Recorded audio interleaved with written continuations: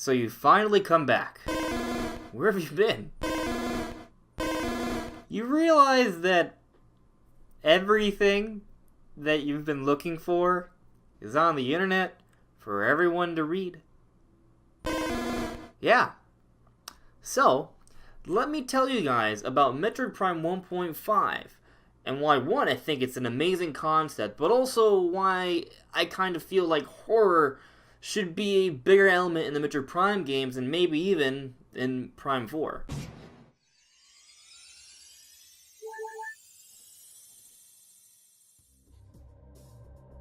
Metroid Prime 1.5 was an early game concept that was meant to be the follow-up to the original Metroid Prime. It never actually saw the light of day. Some aspects of it materialized into Metroid Prime 2 Echoes, but from what we know of Metroid Prime 1.5, it was going to be an entirely different beast, and it could have been something that, if it actually happened, could have steered the series in a far different direction, perhaps an even better direction.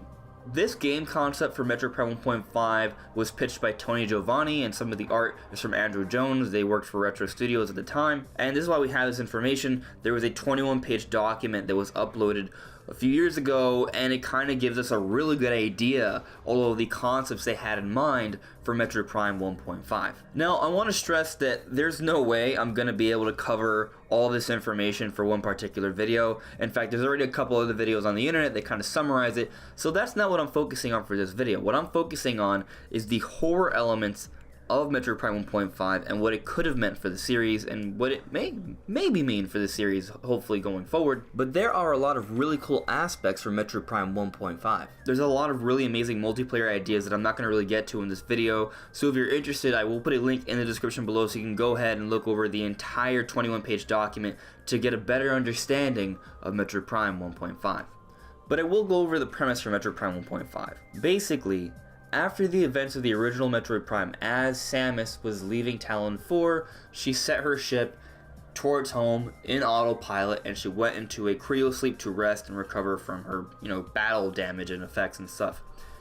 But eventually she comes across a giant ship in space. It tracks her in, there's a signal, and before she knows it, she's inside the ship along with a few other hunters, and she awakens to see this ship that at first seems lifeless.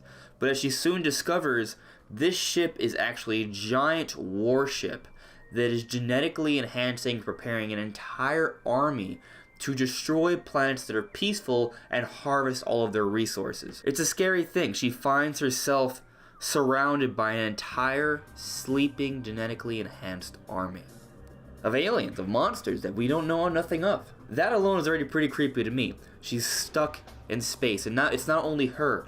There are others there that were brought in as well. And there's this question of, can you trust these other hunters, these other pirates that were drawn in, or are they also enemies as well? And while this army may be in sleep, the ship itself still has tons of different devices and machinery that are out to get you as well. There are drones and guardians and different mechanical things in the ship that are meant to work on the ship, prepare these armies, because there is a force of machinery getting this army prepared, and they will also defend the ship and track down Samus and take her down. But all of this is under control by the ship's AI, and this is where things get really interesting. The idea is that you're stuck in a ship in space. It's going to be about the size of Phazon Mines and Chozo Ruins combined, but your goal is to stop this warship from wreaking havoc upon peaceful planets. And there's a lot of ideas that are brought up. There seems to be a much bigger focus on controlling the machinery, hacking in, using your scan visor, doing a lot of puzzles with the morph ball, and there's a lot that seems to be very open, and there's going to be different ways you handle different environments in different ways. There's supposed to be some sort of matrix that'll be holding back your powers, so you have different access to your powers at different times, and of course you'll eventually be able to break that down and obtain your powers throughout the game.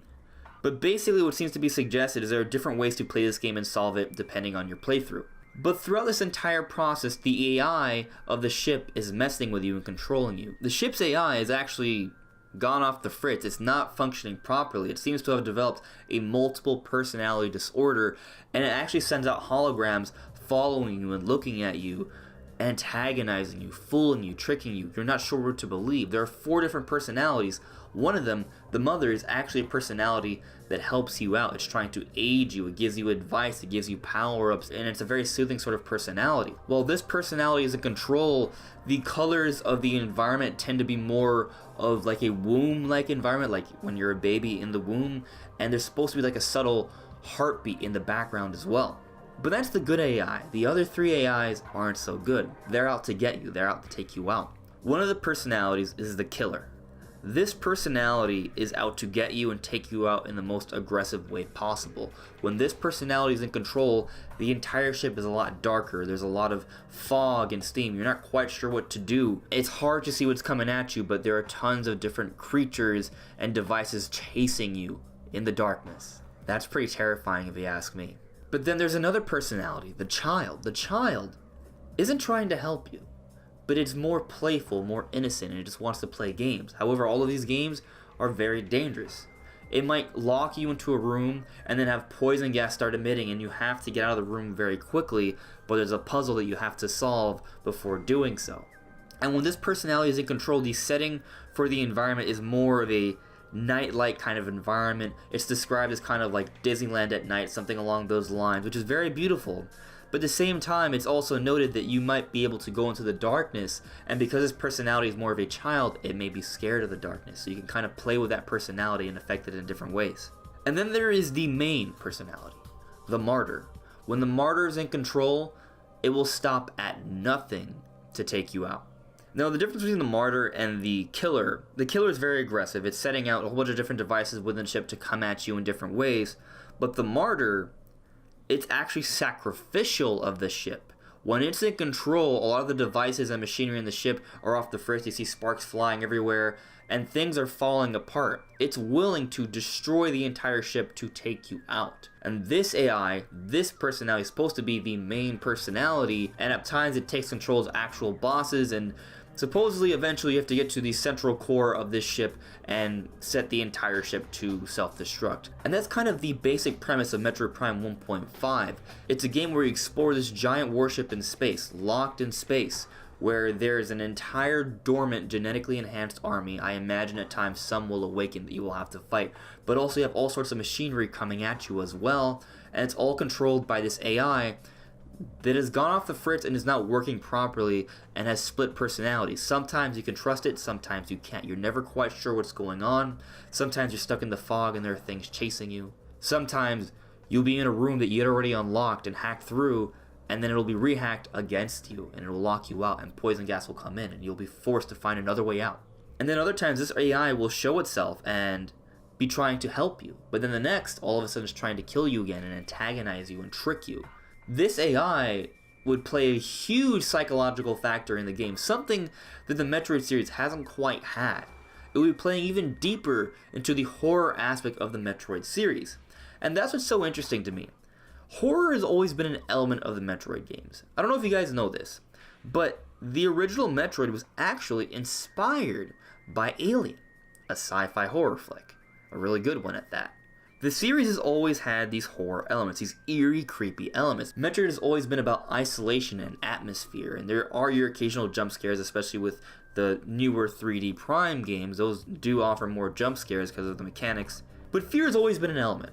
It's always been something I really appreciated, and I always love a good horror game. But I do feel that the horror element could be taken to another level. But with Metroid Prime 1.5, the horror element actually takes it to another level. And I wonder if that's the main reason why the game never saw the light of day. Maybe it was too dark. Keep in mind, this was during the GameCube era. There was this huge stigma of this very kiddie image that Nintendo had. So while I'm not saying Nintendo was trying to make Metroid Prime kiddie, they also may have been more inclined to not become a mature rated game. T was probably their limit.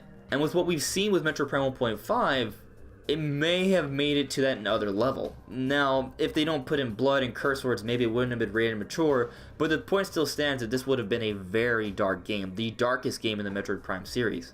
And I think it's unfortunate that Metroid Prime 1.5 didn't happen, because these ideas, I think, were very forward-thinking and were incredible and could have allowed for a game with a lot of replayability, but also be entirely creepy as well. So I hope now with the development of Metroid Prime 4, things change a little bit. I hope that they do go more towards this direction, because I feel that horror lends itself more to what Metroid is all about.